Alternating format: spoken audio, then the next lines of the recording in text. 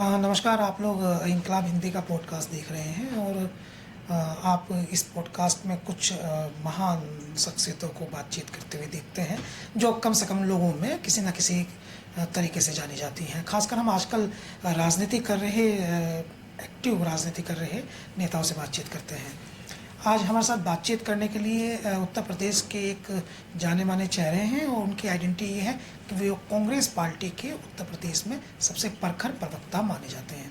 हमारे साथ अंशु अवस्थी हैं जिनका हम स्वागत करते हैं। बहुत धन्यवाद आपका अंशु जी। बहुत धन्यवाद आपका। कैसे हैं आप? मैं अच्छा हूँ, बहुत अच्छा। तो दिल्ली क्यों आ गए? लखनऊ की सियासत दिल्ली तक आ गई क्या? नहीं, अगर सियासत करनी है तो जो राजनीति का केंद्र बिंदु है, देश की राजधानी, वहाँ तो आना ही चाहिए।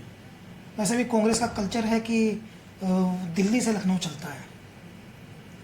नहीं, ऐसा नहीं है, दिल्ली से लखनऊ नहीं चलता है। एक कोऑर्डिनेशन जरूर दिल्ली से मिलता है। हमारी जो लीडरशिप है वो दिल्ली में रहती है और जब ज़रूरत होती है तो दिल्ली से लखनऊ भी चलता है और दिल्ली के लोग लखनऊ जाते भी हैं, उत्तर प्रदेश जाते हैं और जहाँ जहाँ ज़रूरत पड़ी वहाँ वहाँ पहुँचे हैं। हाथरस आप देखिए, उम्भा देखिए, लखीमपुर देखिए, उन्नाव देखिए, हमारे नेता पहुँचते रहते हैं। तो ये इसलिए जब भी हमें मार्गदर्शन या कोई भी सलाह मशविरा, जो कांग्रेस का कल्चर है, संवाद करना होता है तो हमारे नेता लखनऊ भी आते हैं और हम दिल्ली भी आते हैं, जैसा वास्ता बन जाए। आजकल हम भारतीय जनता पार्टी में भी तो देख रहे हैं ना कि भारतीय जनता पार्टी के बारे में भी ये बात कही जाने लगी है कि अब दिल्ली ही उत्तर प्रदेश चला रही है। हाँ, बीजेपी में आजकल यही चल रहा है। और जैसे कि दरअसल वो उनका पूरा जो उनकी राजनीति है इधर नरेंद्र मोदी जी और अमित शाह की, वो पूरी स्क्रिप्टेड है।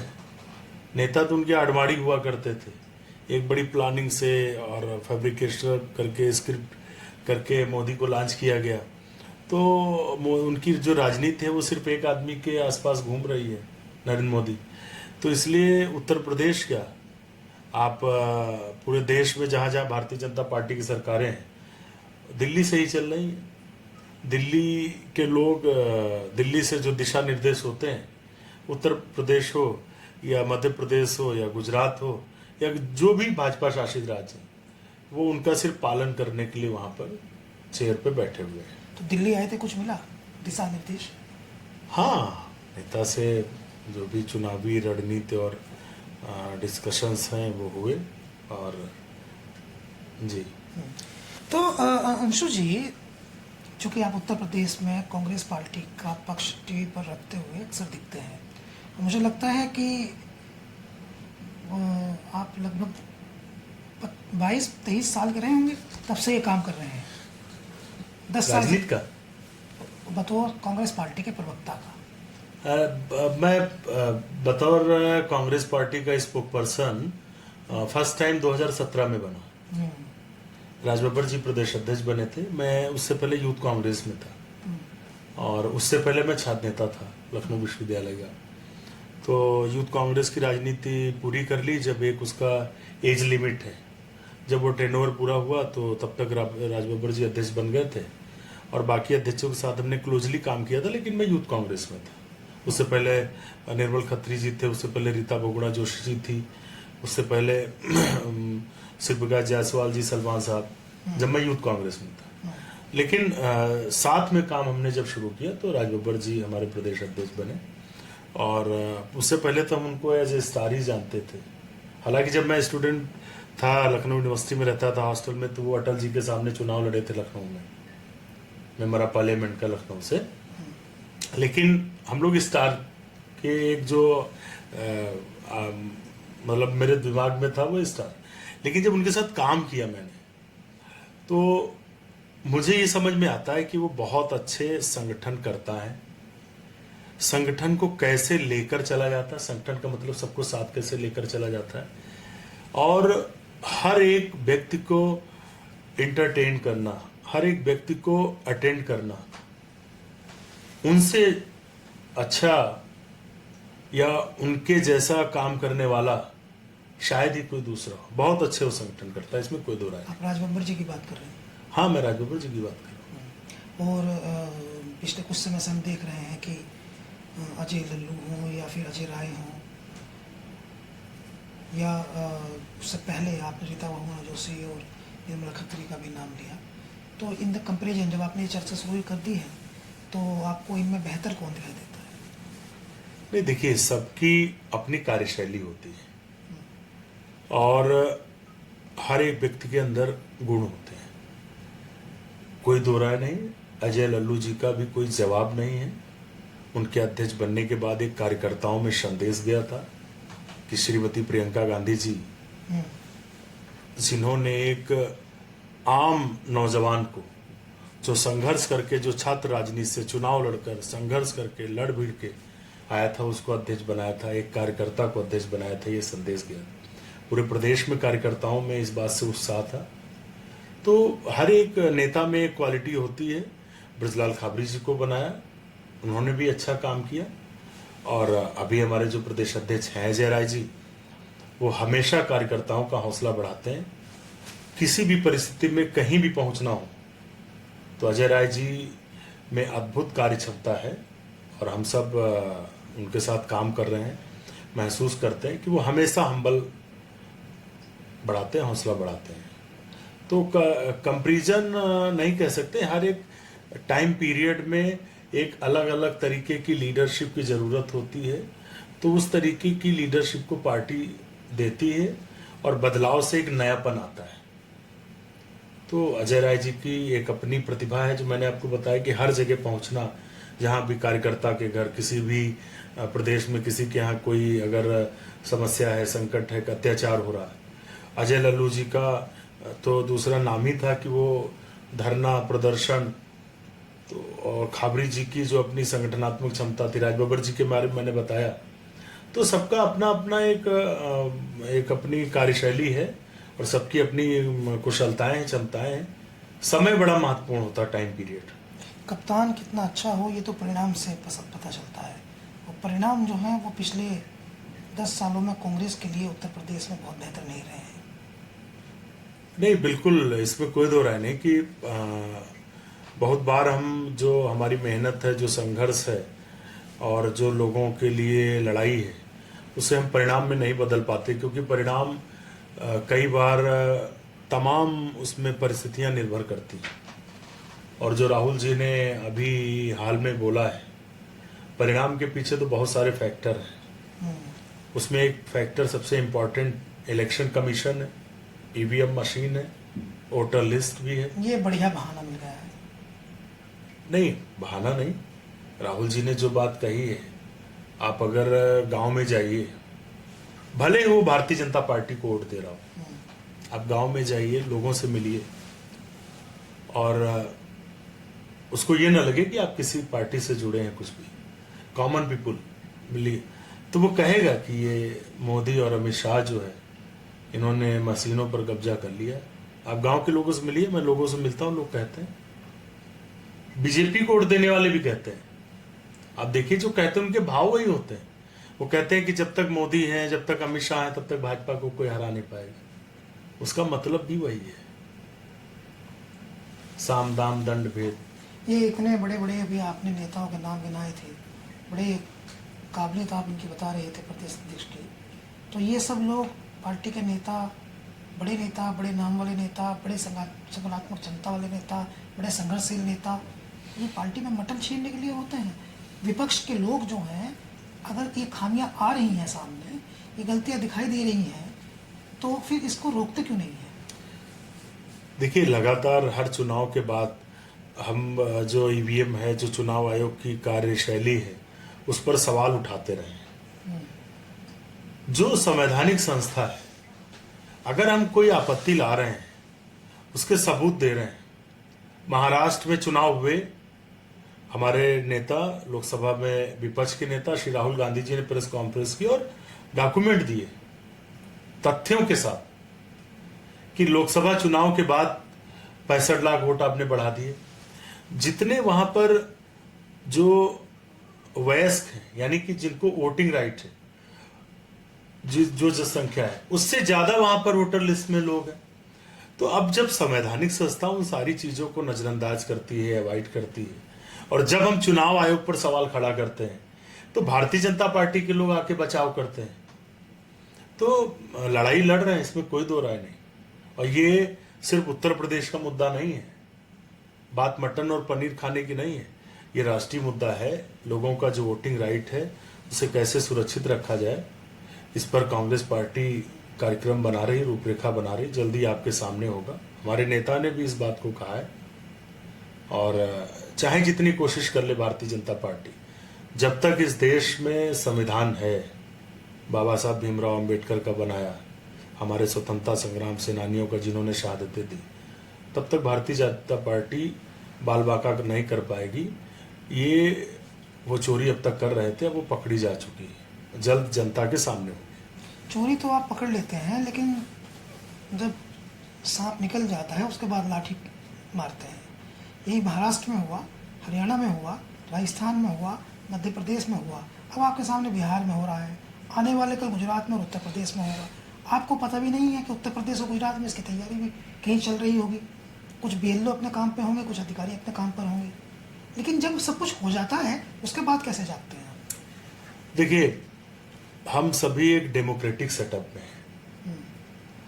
हम चाहते हैं कि जो भी संस्थाएं हैं, कानून है, वो अपना काम करें। हम भी मर्यादाओं के साथ काम करना चाहते हैं, चाहे वो प्रदर्शन हो, आंदोलन हो, क्योंकि अगर जनता में काफी नाराजगी है इस बात से, जो भारतीय जनता पार्टी वोट की चोरी कर रही है, अगर हम उनको गलत तरीके से उकसाने का काम करेंगे तो वो भी गलत है। तो हम चाहते हैं एक संवैधानिक तरीके से जो लड़ाई है वो लड़ रहे हैं, हमारे नेता लड़ रहे हैं, कानून अपना काम करे, चुनाव आयोग अपना निष्पक्षता से काम करे। मुझे आप बताइए, बिहार में करीब 22 लाख मतदाता के वोट काट दिए गए। अब वो कहां चले गए इसका पता नहीं। क्या 22 लाख लोगों की डेथ हो गई क्या पार्लियामेंट से अब तक? काटे तो उसके कुछ रीजन होंगे ना। उस पर इलेक्शन कमीशन कुछ बोलता नहीं है। हम लगातार सरकार, जो हम तथ्यों की बात कर रहे हैं, उन फैक्ट्स पे कोई बात नहीं होती। तो हम अपने एक लोकतांत्रिक तरीके से काम कर रहे हैं और बिहार की जनता इस चीज को देख रही। अब बीजेपी की ये चोरी चलने वाली नहीं, ये तो तय हो चुका है। देखिए, जनता से होता क्या है कि अंशु जी, कि अभी हमने उत्तर प्रदेश में बाई इलेक्शन देखा था। बाई इलेक्शन में जनता का एक वर्ग वोट डालने ही नहीं जा पाया। एक वर्ग का नाम आप देखेंगे तो एक पक्ष के लोगों का नाम वोटर लिस्ट में नहीं होगा। कहीं कोई इशू बनाया जा सकता है, कहीं मतदान देरी से कराया जा सकता है। तो इशू ये नहीं है जो आप कह रहे हैं, आप समस्या को तो समझ रहे हैं। आप कह रहे हैं कि आपके पास इसकी रोकथाम का, जब ये किया जा रहा है तो आपके पास इनकी रोकथाम के कार्यकर्ता कहाँ हैं? जब ये सब किया जा रहा था उस समय क्या आपकी पार्टी के लोग जागरूक थे? सिर्फ पार्टी के लोग नहीं, वोटर्स में इसको लेके जागरूकता बढ़ी है। मैंने क्या कहा कि शंका तो पहले से, आप लोगों से मिलिए, वो कह रहे हैं, बीजेपी के समर्थक भी इस बात को कह रहे हैं और जान रहे हैं, लोगों की जागरूकता बढ़ रही है। कह रहे हैं वो अलग बात है, लेकिन जब वोटिंग होगी उसमें वो ईमानदारी से वोट पड़ेगी। या आपने देख लिया, राहुल गांधी जी ने लोकसभा चुनाव से पहले कहा एम्पायर भी इनका, विकेट कीपर भी इनका, बॉलर भी इनका, बल्लेबाज भी इनका और पिच भी इनकी। तो आपको जाग जाना चाहिए था ना। आप समस्या तो बता रहे हैं बार बार, समाधान पे बात नहीं। समाधान के लिए हमने बताया नहीं आपको कि एक जो लोकतांत्रिक व्यवस्था है हम उसमें कर रहे हैं, और उसके लिए जो भी डेमोक्रेटिक तरीके से आंदोलन की जरूरत पड़ेगी वो कांग्रेस पार्टी करेगी। क्योंकि अब तक ये बातें छुटपुट आती थी, इलेक्शन के टाइम आती थी या इलेक्शन के रिजल्ट के बाद आती थी, लेकिन अभी बिहार में इलेक्शन में समय है।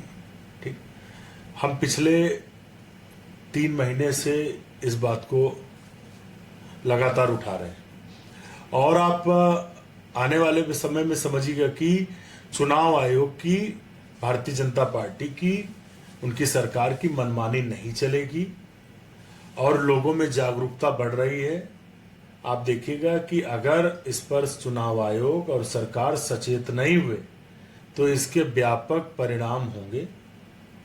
हम किसी हिंसा का समर्थन कभी नहीं करते, कांग्रेस पार्टी हिंसा की पक्षधर नहीं है, लेकिन इसके दुष्परिणाम व्यापक होंगे और उसकी जिम्मेदार सरकार भी होगी, चुनाव आयोग भी होगा। आप तो चूंकि उत्तर प्रदेश में राजनीति करते हैं और वहीं से प्रवक्ता भी हैं, तो हम उत्तर प्रदेश पे थोड़ा बात कर लेते हैं। आपके समाजवादी पार्टी के साथ कैसे रिश्ते हैं? अच्छे रिश्ते हैं, जनता ने उस पर मोहर लगाई है 2024 में। उसके बाद आज भारतीय जनता पार्टी की अगर लंगड़ी सरकार है, लंगड़ी, तो उनकी जो बैसाखियां हैं वो कभी भी निकल जाए तो मोदी जी जमीन पर होंगे। तो उस रिश्ते को, उस संबंध को अगर किसी ने मोहर लगाई है तो उत्तर प्रदेश की जनता ने लगाई है। और जब जनता मोहर लगाती है तो उससे इतनी जल्दी उसे कोई अलग नहीं कर सकता। सीटों के बंटवारे में कोई इफेक्ट बट तो नहीं चलेगा, आप जो बड़े नेता तय कर देंगे? नहीं, सीटों के बंटवारे को लेकर जो बातचीत है वो हमें उम्मीद है कि दोनों पक्ष सकारात्मक है तो अच्छी बातचीत होगी और एक अच्छा गठबंधन बनेगा उत्तर प्रदेश में। और इस गठबंधन को लोग चाहते हैं। उत्तर प्रदेश 2017 में जो हमारा गठबंधन हुआ था, लोग नहीं चाहते थे। समाजवादी पार्टी की सरकार थी, एंटी इनकम्बेंसी उनके साथ। हम अलग लड़ते तो हम निश्चित तौर से कि जो हमने सारे इक्वेशन हमारे बने थे हमारे पक्ष में, भारतीय जनता पार्टी की तो चर्चा भी नहीं थी उस समय। हम चुनाव लड़ रहे थे समाजवादी पार्टी के सामने, लेकिन अलायंस से बहुत बड़ा नुकसान हुआ। और हम ये मानते हैं कि सिर्फ ये हमारा नुकसान नहीं हुआ, समाजवादी पार्टी का नहीं हुआ, ये उत्तर प्रदेश का नुकसान हुआ कि उत्तर प्रदेश में एक ऐसा व्यक्ति मुख्यमंत्री बना जो दिन रात धार्मिक ध्रुवीकरण की बात करता, जो कपड़े पहचानने की बात करता, आवाज उठाने पर जाति और धर्म देखकर बुलडोजर से घर गिराने की बात करता। 2017 में आपके पास कितने विधायक थे? 2017 में से पहले, चुनाव से पहले 27। और उसके बाद आपके पास कितने रह गए? उसके बाद तो हम लोग 2022 में अभी तो 2 विधायक हैं। और 2024 में आपको 6 सांसद मिले। हाँ, 6 सांसद मिले और जनता 6 हमको 17 सीटों पर लड़े उसमें मिले। रायबरेली में जब राहुल गांधी लोकसभा के उम्मीदवार थे, तो जिस दिन वोटिंग हो रही थी तो उस दिन सुबह से खबरें आने लगी कि 60 से ज़्यादा बूथों पर बस्ते छिन गई। और उसके बाद समाजवादी पार्टी के कार्यकर्ता वो बूथों पर पहुँचे और वहाँ पर उन्होंने सुनिश्चित किया, बस्ते वहाँ दिलवाए और सुनिश्चित किया कि वोट पड़े। तो आपके पास ऐसे कार्यकर्ता नहीं हैं जो बस्ते छीनने से रोक दें, और वो भी राहुल गांधी के? देखिए, अगर कोई इस देश में सबसे मजबूत कार्यकर्ता किसी पार्टी का है तो कांग्रेस पार्टी का है। कहाँ है? हर जगह, उत्तर प्रदेश में भी। उत्तर प्रदेश में दिखाई नहीं देता है। मैं अब बता रहा हूँ, समाजवादी पार्टी के लोग हमारे साथ मजबूती से खड़े थे। आप जो बात कर रहे हैं उसका जो सार है वो ये है। लेकिन अगर सबसे मजबूत है उसका कारण है, पिछले 32 साल से हम उत्तर प्रदेश में सत्ता में नहीं है। That is the point. फिर भी वो कांग्रेस पार्टी के प्रति, गांधी परिवार के प्रति, कांग्रेस की विचारधारा के प्रति जो है कमिटेड है, लड़ रहा है। कांग्रेस पार्टी के पास कार्यकर्ताओं की कमी नहीं है आज भी उत्तर प्रदेश में। और आप याद करिए, आपने नज़दीक से उत्तर प्रदेश के 2017 के चुनाव को कवर किया है, चुनाव से पहले कैंपेन को कवर किया है, जब शीला दीक्षित जी को हमने as a chief minister project किया था, जब 27 साल यूपी बिहार की बात की थी। कार्यकर्ताओं की कमी नहीं है। जब श्रीमती प्रियंका गांधी जी उत्तर प्रदेश में प्रभारी बनकर गई थी, आप देखिए कि किस तरीके से कार्यकर्ताओं का तांता लगा था। प्रियंका गांधी जी को 7 दिन रात 3 बजे रात में वो जाती थी, सुबह फिर 8 बजे आ जाती थी। लगातार ये सिलसिला उनका 7 दिन चला। तो कार्यकर्ताओं की कमी नहीं है। हाँ, जब कार्यकर्ताओं की भावना के अनुरूप काम होता है तो उनकी ऊर्जा अलग होती है, जैसे 2024 में हुआ। और कभी कभी उनकी भावनाओं से इतर हो जाता है तो थोड़ा नरमी आती है। फर्क पड़ता है। लेकिन ये भी मानना पड़ेगा कि आप कैंपेनिंग के मास्टर हैं। आपने 2017 में एक कैंपेन चलाया था यूपी के लड़के, और उसके बाद आप 2022 में एक नया कैंपेन लेकर के आए, लड़की हूँ लड़ सकती हूँ। वो लड़की हूँ लड़ सकती हूँ वो एक वहाँ आइडियल कैंपेन था। प्रियंका गांधी के उस कैंपेन ने उत्तर प्रदेश में फायर भर दी थी, लेकिन उसका फ़ायदा मिल गया समाजवादी पार्टी को। देखिए, आपको कुछ नहीं मिला। कांग्रेस पार्टी के साथ इसमें दो बातें, क्योंकि मैं भी कांग्रेस पार्टी से एमएलए नहीं हूँ, एमपी नहीं हूँ, लेकिन फिर भी मैंने उस पार्टी को 20 साल दिए हैं।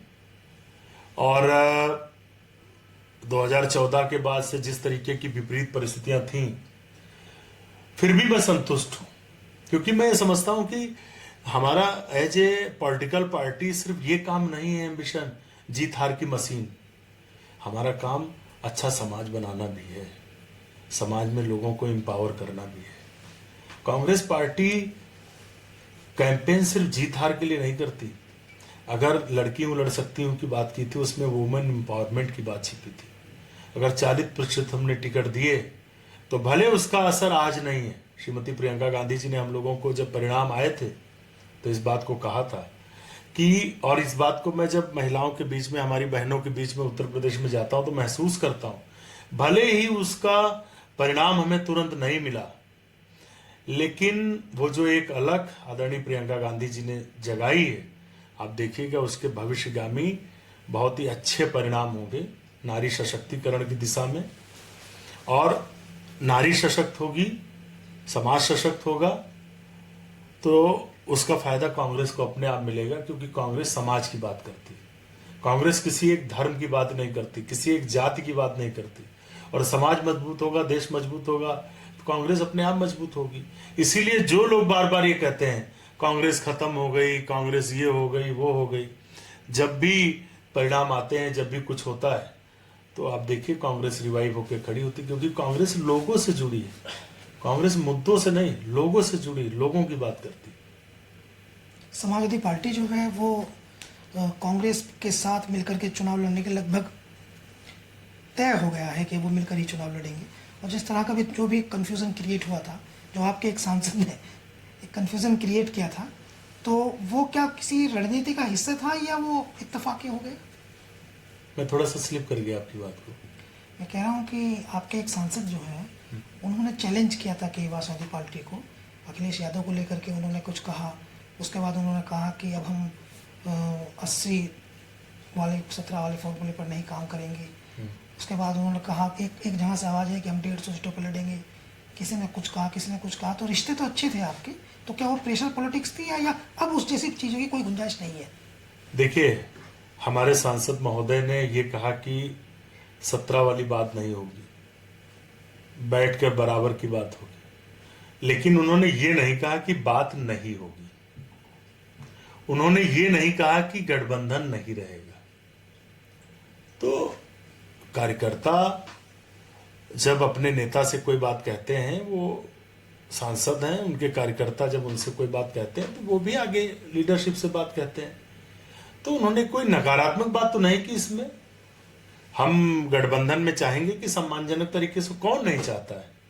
एक आप देखते होंगे सकारात्मक प्रतिस्पर्धा, वो तो हर जगह है, घर में भी है, 4 भाइयों में भी है। तो ये तो अलग अलग पार्टियां हैं जो एक साथ आ रही हैं। तो उसमें इमरान मसूद जी ने इस बात को कहा था, मैं नाम ले लेता हूं। तो उन्होंने ये नहीं कहा कि गठबंधन नहीं रहेगा, उन्होंने ये नहीं कहा कि जो है हम अलग चुनाव लड़ेंगे। और अगर ये कहा है कि बराबर की बात होगी, अगर ये कहा है कि 80-17 नहीं चलेगा, तो गलत क्या कहा है? एकदम सही कहा है।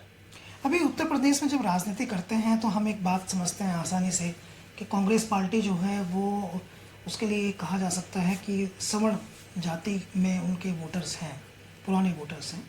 चाहे वो सवर्ण जातियों के कई नेताओं का नाम लेकर के बात कर ले, चाहे बिना नाम लिए समझ ले।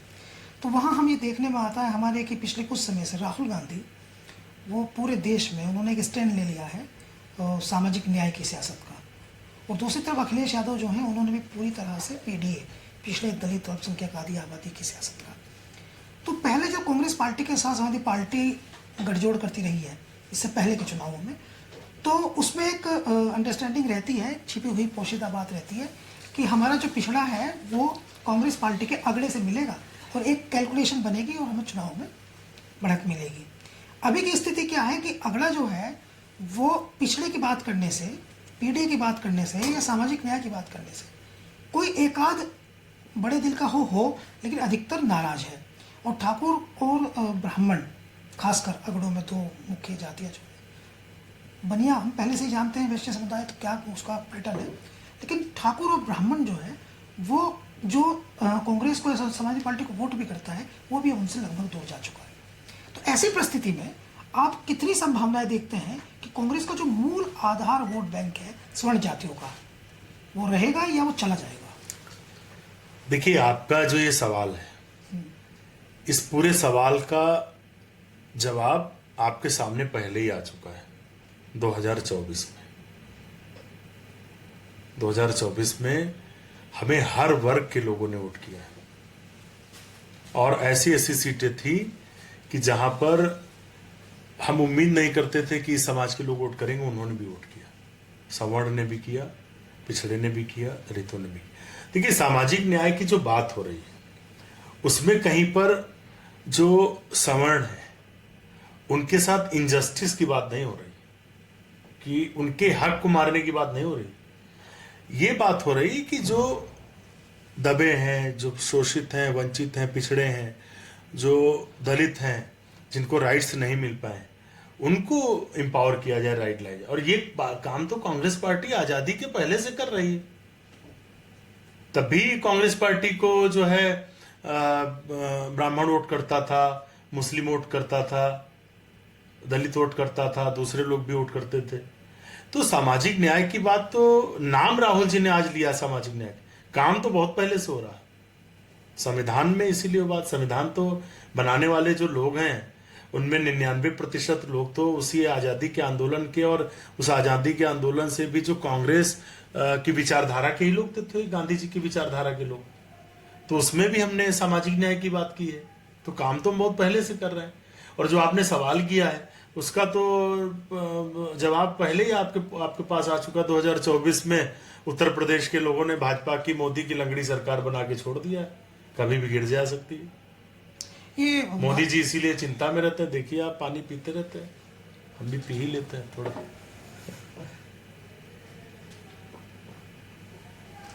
ये भारतीय जनता पार्टी के लोग जो हैं, जिस प्रकार की राजनीति वो करते हैं, और आप लोग सवाल करते हैं कि वो विकास पे बात नहीं करते, रोजगार पे बात नहीं करते। हाल फिलहाल हम देख रहे हैं कि स्कूलों का मर्ज, प्राथमिक स्कूलों का मर्ज किया जा रहा है, तो उसको लेकर के विपक्ष काफ़ी हमलावर है। आपकी सहयोगी पार्टी समाजवादी पार्टी काफ़ी हमलावर है। तो इस तरह के विपक्ष की जो भी एक्टिविटीज़ होती हैं, जैसे आप चुनाव लड़ते हुए तो साफ दिखाई देते हैं, चुनाव लड़ेंगे तो कांग्रेस के लोग भी टेबल पे बैठेंगे और समाजवादी पार्टी के लोग भी टेबल पे बैठेंगे, सीटों का बंटवारा करेंगे। लेकिन जब आंदोलन की बात होती है और सरकार की नीतियों के खिलाफ जनता के पक्ष उठाए जाने की बात होती है, तब आप लोग समाजवादी पार्टी के साथ मिलकर लड़ते हुए दिखाई नहीं देते।